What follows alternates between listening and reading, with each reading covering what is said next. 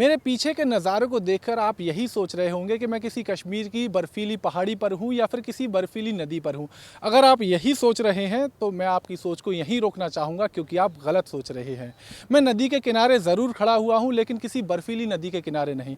और scientific language में कुछ वैज्ञानिक इसको डेड रिवर भी कहते हैं, और आस्था की भाषा में इसको श्री कृष्ण की पटरानी यमुना जी भी कहा जाता है। इस वक्त मैं मौजूद हूँ गोकुल में, और आप मेरे पीछे देख सकते हैं, ये जो आपको दिखाई दे रहा है ये गोकुल वैराज है।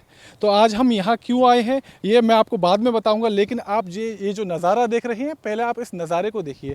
जहाँ तक आपकी नज़र जाए, जहाँ तक हमारा ये कैमरा कैप्चर कर पा रहा है, आप वहाँ तक देखने की कोशिश कीजिए। और आपको ये बिल्कुल बर्फीला पहाड़ जैसा दिखाई ज़रूर देगा, लेकिन ये बर्फीला पहाड़ नहीं है। ये पूरा का पूरा केमिकल का झाग है, जिसको आप जहरीला पानी भी कह सकते हैं। अगर हम पानी के रंग की बात करें तो पानी का रंग ना नीला है ना काला है, आपको पूरी सफ़ेद चादर से ये ढका हुआ दिखाई देने वाला है।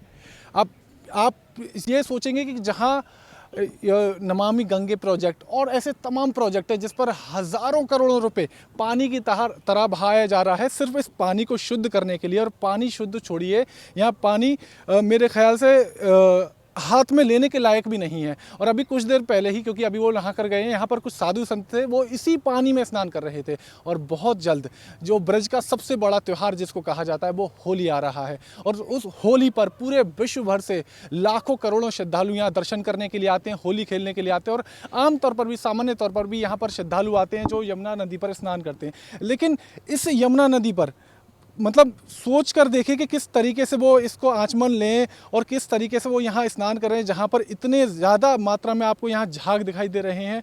और आप एक बार, मैं चाहूँगा कि आप सामने की तरफ देखिए और सामने कोशिश कीजिए कि जहाँ तक आप देख पा रहे होंगे आपको वहीं तक दिखाई दे रहा है। सामने, ठीक सामने मैं चाहूँगा कि इधर अगर आप उल्टे हाथ की तरफ देखेंगे तो ये वही नंद किला है, नंद भवन है। जब श्री कृष्ण भगवान को वासुदेव जी लेकर आए थे कंस की जेल से, तो वो इसी नदी के किनारे, इसी 5000 साल पहले इसी यमुना जी से, हाँ हालांकि उस वक्त ये हाल नहीं हुआ होगा, डेफिनेटली उस वक्त का जो यमुना महारानी होंगी वो बिल्कुल शुद्ध होंगी। यहाँ से इसी नदी के किनारे वो लेकर आए और यहाँ पर जो उस स्थान पर लेकर आए जिसको नंद किला कहा जाता है, नंद भवन कहा जाता है। मैं चाहूँगा कि आप इसको थोड़ा सा पास से, नज़दीक से देखने की कोशिश कीजिए कि ये देखिए, बिल्कुल अगर आप देखेंगे तो ऐसा लगेगा कि जब किसी शैम्पू के जो झाग होते हैं वो झाग कर दिए गए हैं, लेकिन ये शैम्पू नहीं है, ये तमाम उन फैक्ट्रियों से निकला हुआ जहरीला पानी, जहरीला जो है केमिकल से युक्त पानी है, वो है। अब आपको सोच कर देखिए, बहुत सारे ऐसे घर हैं, सैकड़ों घर हैं मथुरा में, वृंदावन में, गोकुल में और आसपास के क्षेत्रों में, जहाँ पर ये पानी जाता है, जिसको लोग नहाते हैं, पीने के लिए इस्तेमाल करते हैं। तो प्रशासन हज़ारों करोड़ों रुपए खर्च कर रहा है, और वो मथुरा पर भी बहुत सारा पैसा खर्च किया जा रहा है। बहुत सारी योजनाएं चलाई जा रही हैं ब्रज को और सौंदर्यीकरण बनाने के लिए।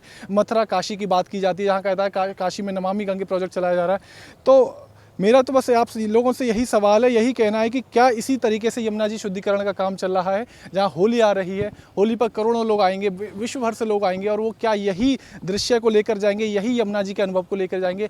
आप लोगों की इस पर क्या राय है? अपनी राय ज़रूर कमेंट बॉक्स में बताइएगा। और यमुना जी के शुद्धिकरण को लेकर हम क्या कदम उठा सकते हैं, ये भी अपनी राय बताइएगा। तो फिर मिलते हैं ऐसी किसी और वीडियो में, तब तक के लिए विकास शर्मा, डे न्यूज़ हिंदी, मथुरा।